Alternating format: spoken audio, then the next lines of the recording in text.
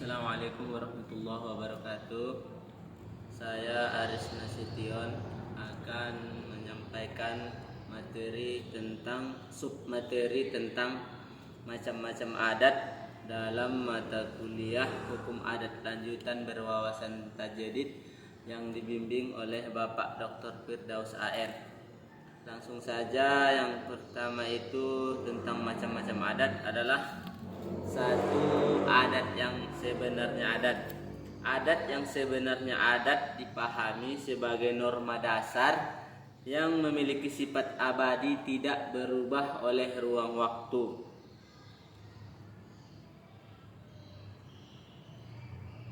Dan adat yang sebenarnya adat ini bersumber dari hukum alam dan nilai moral yang pasti diyakini kebenarannya.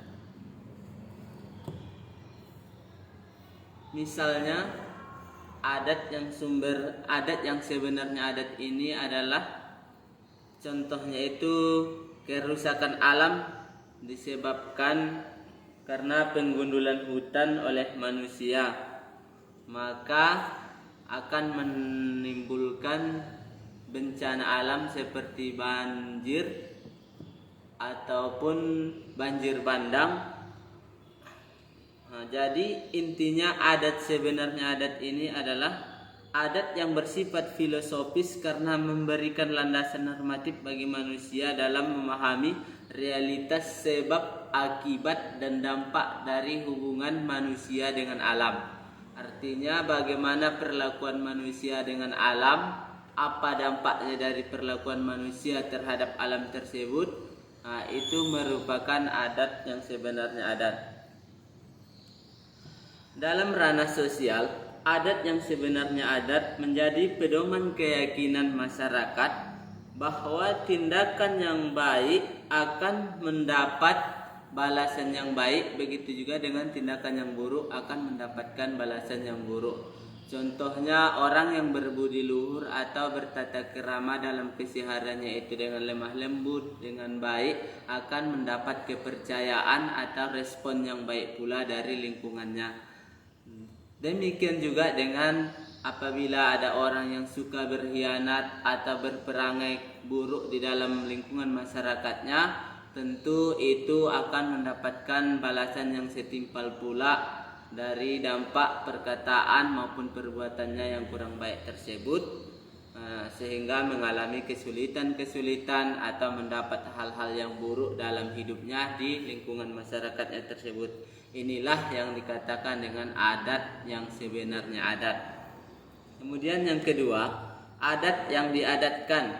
Adat yang diadatkan adalah seperangkat aturan sosial yang dibentuk secara sadar oleh masyarakat untuk mengatur kehidupan kolektif atau kehidupan bersama, di mana secara pengertiannya adat yang diadatkan ini adalah memang adat yang disusun oleh masyarakat adat, tetapi diputuskan oleh pemimpin adat tersebut atau ketua kepala suku adat tersebut. Jadi adat yang diadatkan ini aturan yang mengatur sebuah masyarakat, dan aturan itu diputuskan oleh pemimpin adat dan diberlakukan kepada seluruh masyarakat yang di bawah pimpinan adat tersebut. Dalam aspek fungsional, adat yang diadatkan bertujuan untuk mengatur ketertiban masyarakat, mengelola sumber daya, dan menjaga keseimbangan hubungan sosial. Misalnya, dalam sistem tanah wilayah Minangkabau, tanah tidak dimiliki secara individual, melainkan secara komunal atau secara kolektif oleh kaum. Aturan ini bukan sekedar kebiasaan, tetapi merupakan hukum adat yang menjamin distribusi keadilan serta keberlanjutan sumber daya untuk masa yang akan datang. Ada juga misalnya aturan perkawinan antar suku juga termasuk dalam kategori ini karena tujuan menjaga keseimbangan sosial dan melindungi struktur kekerabatan. Adat yang diadatkan memiliki kekuatan mengikat karena lahir dari otoritas pemimpin adat yang diakui oleh masyarakat yang dipimpin oleh ketua adat tersebut. Tetapi adat yang diadatkan ini berbeda biasanya dengan setiap masyarakat atau setiap kelompok masyarakat beradat itu memiliki adat yang diadatkan berbeda-beda biasanya. Kemudian yang nomor 3 atau yang selanjutnya adalah adat yang teradat. Artinya adat yang teradat ini adalah aturan sosial yang terbentuk berdasarkan kesepakatan bersama musyawarah masyarakat, di mana secara pemahamannya adat yang teradat ini adalah adat yang memang dibentuk secara bersama, tidak secara keputusan oleh individualis, baik itu pemimpin suku ataupun pemimpin adat, tetapi ini memang murni hasil dari musyawarah bersama secara masyarakat, seluruh masyarakat, baik itu tingkatan pemimpin adatnya, kemudian masyarakat adatnya. Adat yang teradat dapat ditemukan dalam tata cara penyelesaian sengketa atau pelaksanaan upacara adat. Misalnya di suatu kampung, perselisihan antar warga diselesaikan dengan sesuai kesepakatan masyarakat di kampung tersebut. Hal ini menunjukkan bahwa adat jenis ini bersifat fleksibel. Artinya adat yang teradat ini sifatnya itu fleksibel sesuai dengan kesepakatan, tidak seperti hukum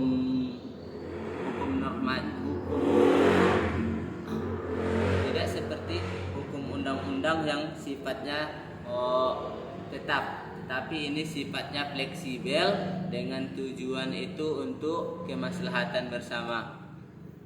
Seterusnya adat istiadat. Adat istiadat adalah kebiasaan sosial yang diwariskan secara turun-temurun dan menjadi bagian dari identitas budaya suatu masyarakat. Adat ini meliputi tata cara perayaan pesta, bentuk kesenian, hiburan, pola berpakaian hingga kebiasaan olahraga. Adat istiadat ini berfungsi bukan hanya sebagai kebiasaan biasa, tetapi juga sebagai simbol kebudayaan yang memperkuat solidaritas dan rasa kebersamaan. Misalnya, masyarakat Bali memiliki tradisi ngaben, masyarakat Jawa mengenal sekaten, sementara masyarakat Bugis melaksanakan mapaci menjelang pernikahan. Terus yang terakhir adalah adat sebagai norma yang mengikat. Adat dalam pengertian normatif dipahami sebagai aturan yang tidak tertulis tetapi memiliki kekuatan mengikat yang sangat kuat terhadap suatu masyarakat.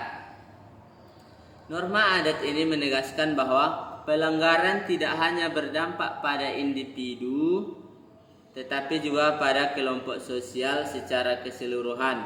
Misalnya, dalam masyarakat yang melarang perceraian, apabila perceraian terjadi, maka bukan hanya pasangan yang bersangkutan yang terkena sanksi sosial, melainkan keluarga besar bahkan komunitasnya bisa ikut tercemar. Hal ini menunjukkan bahwa kekuatan adat seringkali melampaui kekuatan hukum formal karena berlandaskan kesadaran kolektif yang mendalam. Baik, ini secara kesimpulan dari macam-macam adat itu akan saya ulas secara singkat.